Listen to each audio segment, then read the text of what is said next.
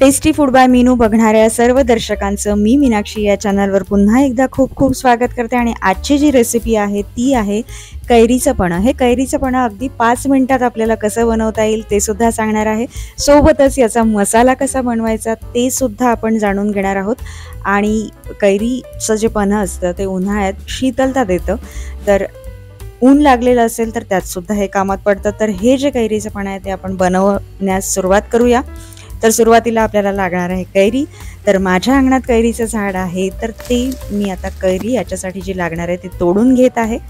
तर बघू शकता अगदी ताज्या ताज्या मस्त अशा कैऱ्या आहेत आणि कैरी खरं तर तोडायला खूप मजा येते। तर ह्या सगळ्या कैऱ्या आपण आता तोडून घेणार आहोत आणि त्यानंतर आपण याला स्वच्छ धुवून सुद्धा घेणार आहोत। कारण कैऱ्या जेव्हा तोडतो तेव्हा त्याच्या देठाची छान तेल असतं भरपूर, तर त्या व्यवस्थित छान धुवून घ्यायच्या आहेत आपल्याला। तर इथे मी 3 ते 4 पाण्याने हे कैऱ्या धुतलेल्या आहेत आणि आता आपण ह्या कुकरमध्ये ठेवणार आहोत।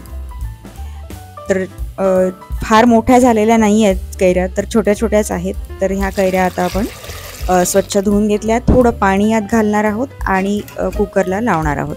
आता कुकरला जेव्हा लावतोय आपण कैरी तेव्हा 2च शिट्ट्या जास्तीत जास्त होऊ द्यायच्या आहेत, त्यावर जास्त होऊ द्यायचं नाही, नाहीतर खूप त्या गल्ल होऊन जातात आणि मग त्याच्यातला जो गर आहे तो फुटून बाहेर निघतो आणि तो पाण्यात चालला जातो। तर असं करू नका, खूप कमी त्याला आपल्याला बॉईल करायचं आहे। 2 शिट्ट्या पुरेशा आहेत आणि छान शिजून येतील त्या आणि गरसुद्धा व्यवस्थित शिजून येईल। तर आता बघा इथे चाकूच्या साहाय्याने आपण आपल्या जो याचा छिलका आहे त्याचा गरसुद्धा काढून घेऊया आणि सोबतच आपल्या कैरीला जो गर आहे तो सुद्धा काढून मधला जो भाग आहे तो आपण वेगळा करणार आहोत। तर चाकूच्या मदतीने अगदी काहीही याचा राहत नाही, सालाला काहीही राहत नाही आणि सर्व निघून येतं। तर चाकूच्या मदतीने आपण व्यवस्थित याच्या सालाचा गरसुद्धा काढून घेऊ शकतो आणि बघा अगदी व्यवस्थित निघून गेला आहे। तर अशा पद्धतीने आपल्याला संपूर्ण या कैऱ्यांचा जो गर आहे तो काढून वेगळा करायचा आहे आणि मधला जो भाग असतो याचा व्हाईट कलरचा कैरीचा तो सुद्धा बाजूला करायचा आहे।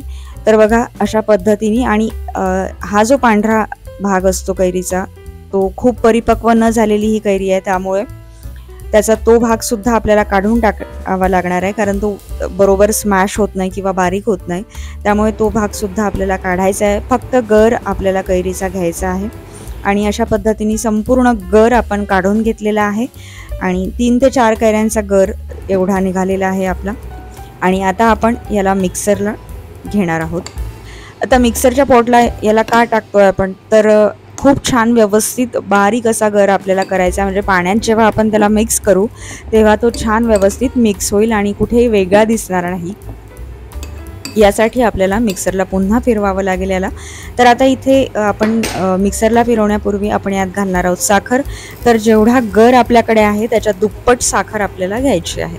तर सध्या मी 1 वाटी साखर यात टाकलेली आहे, पण आपला गर जो आहे तो 1 वाटी आहे, तर त्यामुळे आपल्याला 2 वाटी साखर लागणार आहे। तर एकदा मी फिरवून घेतलेलं आहे आणि पुन्हा आता या फिरवून घेतलेल्या यात पुन्हा 1 वाटी साखर टाकते आहे आणि पुन्हा आपण याला फिरवून घेणार आहोत। तर अशा पद्धतीने याचा जो पल्प आहे तो तयार झालेला आहे आणि हा जो पल्प आहे आता हा आपण एका बरणीत काढून ठेवणार आहोत। तर खूप जास्त साखर असलेला हा पल्प आपण याच्यात काढून ठेवणार आहोत। अगदी 10 ते 15 दिवस या पल्पला काहीही होणार नाही तुम्ही फ्रीजमध्ये घालून ठेवलं तर, आणि जेव्हा पाहिजे तेव्हा तुम्ही याचं पन्हं बनवू शकता। आता पन्हं बनवणार आहोतच आपण, पण आता याच्यानंतरची जी स्टेप आहे ती म्हणजे आपण मसाला करणार आहोत। तर मसाला कसा करायचा ते मी तुम्हाला दाखवणार आहे आणि त्यानंतर या पल्पपासून शरबत किती छान व्यवस्थित पटकन होतं ते सुद्धा दाखवणार आहे। तर आता आपण मसाला कसा बनवायचा ते बघणार आहोत। तर इथे भाजलेलं जिरं पावडर आहे, भाजून घेतलं आहे जिरं आणि त्यानंतर त्याची पावडर केलेली आहे। तर ती आपण घेतो आहे 2 टेबलस्पून आपण जिरं पावडर इथे टाकलेली आहे आणि आता आपण टाकतोय ती म्हणजे 1 टेबलस्पून मिरेपूड। 2 टेबलस्पून जिरेपूड घेतली आहे, त्याला 1 टेबलस्पून मिरेपूड घ्यायची आहे आपल्याला आणि अर्धा टेबलस्पून आपण घेतोय ती म्हणजे इलायचीची पावडर। तर ही सुद्धा आपल्याला आवश्यक आहे। इलायचीची पावडर टाकलेली आहे आणि आता आपण टाकतोय अर्धा टेबलस्पून लाल तिखट। थोडासा तिखट, थोडासा आंबट, थोडासा गोड अशी याची छान टेस्ट येते. तर ते तिखटसुद्धा थोडंसं हवं आहे. आणि आता टाकतो आहे ते म्हणजे काळं मीठ. तर 1 टेबलस्पून आपण यात काळं मीठ घातलं आहे. तर हा मसाला जो आहे तो आपला रेडी झालेला आहे. आणि हा मसाला आपण ताकातसुद्धा वापरू शकता किंवा या पन्ह्यातसुद्धा वापरू शकता. दोन्ही गोष्टीत आपल्याला हा मसाला चालतो.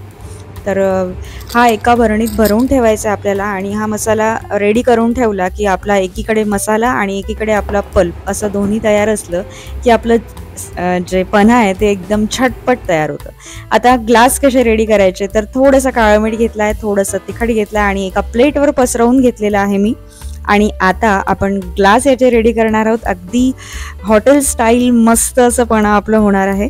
तर ग्लासाला थोडंसं लिंबू लावून घ्यायचं आहे काठाला. लिंबू चिरून घेतला आहे मी आणि त्याचा रस थोडासा आपल्याला ग्लासाला काठाला लावायचा आहे. आणि ग्लास आपल्याला डीप करायचे आहेत. त्यापूर्वी आपण आता आपला जो पन्हा आहे ते आपण करणार आहोत. आता 3 ग्लाससाठी मी इथे 2च चमचे पल्प घेतलेला आहे. आणि एवढ्या ह्याच्यात आपल्याला पुरेपूर आपले 3 ग्लास छान होऊन जाईल.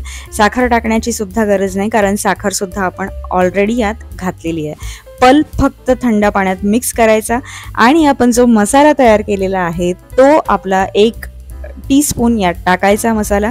आणि आपलं जे पन्हा आहे ते बिलकुल रेडी होणार आहे. आणि आता यात टाकतोय आपण ते म्हणजे पुदिन्याची पानं. थोडीशी पुदिन्याची पानं कुस्करून टाकायची आहेत यात.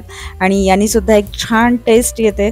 पुदिन्याच्या पानाचा रससुद्धा तुम्ही टाकू शकता. आणि आता आपले ग्लास आपण रेडी करणार आहोत. जो मसाला आपण तयार केला आहे त्यात डीप करणार आहोत ग्लास. तर याला लिंबू लावलेलं असल्यामुळे तो मसाला छान या ग्लासला चिटकून जातो. आणि आता आपले ग्लास रेडी झाले आहे. आणि आता आपण तयार करतोय ते म्हणजे पन्हा. तर हे पन्हा रेडी झालं आहे. थोडासा एक बर्फाचा तुकडा यात टाकून देणार आहोत आणि मस्त ग्लास आपले रेडी झालेले आहेत.